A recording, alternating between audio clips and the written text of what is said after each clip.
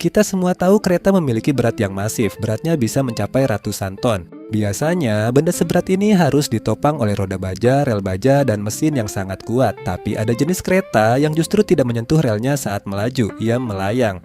Bukan dengan teknologi antigravitasi futuristik, tapi menggunakan salah satu gaya paling familiar di hidup kita, yaitu magnet. Kereta ini disebut maglev, singkatan dari magnetic levitation atau levitasi magnetik. Dengan teknologi ini, kereta dapat melaju sangat cepat, jauh melampaui batas yang biasanya menjadi tantangan besar bagi kereta konvensional. Tapi pertanyaannya sederhana, bagaimana mungkin kereta seberat itu bisa melayang?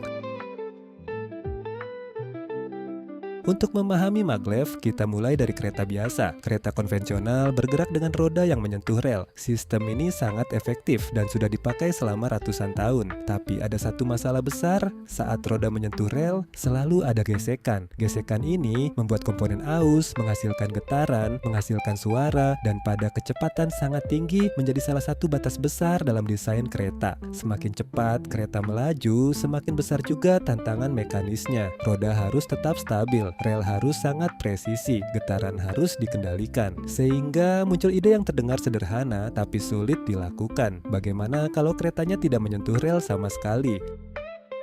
Maglev mencoba menyelesaikan masalah ini dengan cara membuat kereta mengambang di atas jalurnya. Tapi sebenarnya kereta ini tidak mengambang bebas seperti balon. Ia tetap dikendalikan oleh jalur. Bedanya yang menopang kereta bukan roda, melainkan gaya magnet.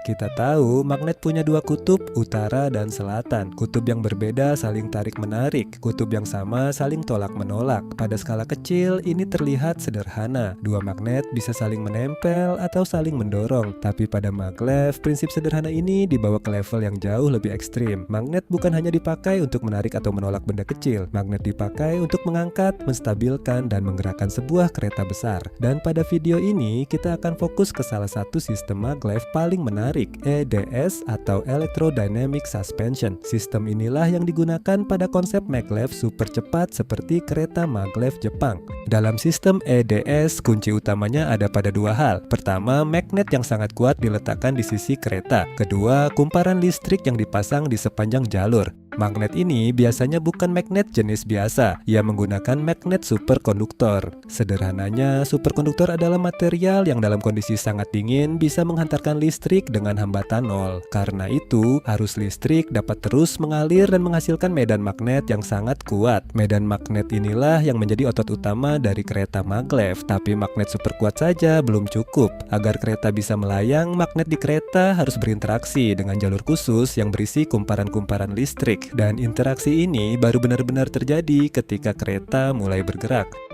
Sekarang bayangkan kereta mulai bergerak maju. Magnet super kuat di sisi kereta melewati kumparan-kumparan di sepanjang jalur. Saat magnet bergerak melewati kumparan, medan magnet di sekitar kumparan ikut berubah. Perubahan inilah yang menimbulkan arus listrik di dalam kumparan. Fenomena ini disebut induksi elektromagnetik. Sederhananya, magnet yang bergerak membuat kumparan berubah menjadi magnet sementara. Dari sinilah gaya angkat muncul. Kumparan di jalur didesain agar medan magnetnya menghasilkan dua gaya sekaligus. Sebagian mendorong kereta dari bawah dan sebagian menarik kereta dari atas. Dua gaya ini bekerja bersama-sama sehingga kereta terangkat dari jalurnya. Pada maglev superkonduktor Jepang, kereta dapat melayang sekitar 10 cm di atas jalur saat sudah melaju cukup cepat. Jarak ini terdengar kecil, tapi untuk kereta seberat ratusan ton, ini sudah cukup untuk menghilangkan kontak langsung antara roda dan rel.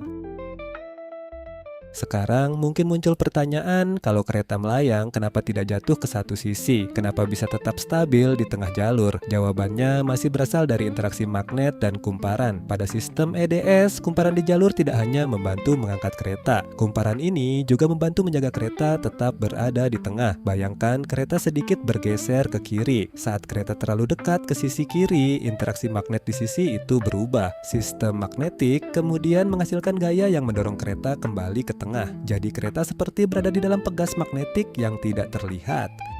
Tapi ada satu detail penting, pada sistem EDS, kereta biasanya belum bisa melayang saat benar-benar diam. Kenapa? Karena gaya angkatnya muncul dari proses induksi, dan induksi membutuhkan perubahan medan magnet. Perubahan ini terjadi ketika magnet di kereta bergerak melewati kumparan di jalur. Kalau kereta diam, tidak ada perubahan medan magnet. Akibatnya, tidak ada juga gaya angkat untuk menopang kereta. Karena itu, kereta maglev jenis EDS tetap membutuhkan roda kecil untuk kecepatan rendah. Awalnya, kereta berjalan seperti kendaraan biasa. Roda membantu kereta mulai bergerak. Lalu ketika kecepatannya sudah cukup tinggi, interaksi antara magnet dan kumparan menjadi semakin kuat. Gaya angkat mulai muncul. Kereta terangkat dan setelah itu rodanya bisa ditarik masuk, mirip seperti roda pesawat setelah lepas landas.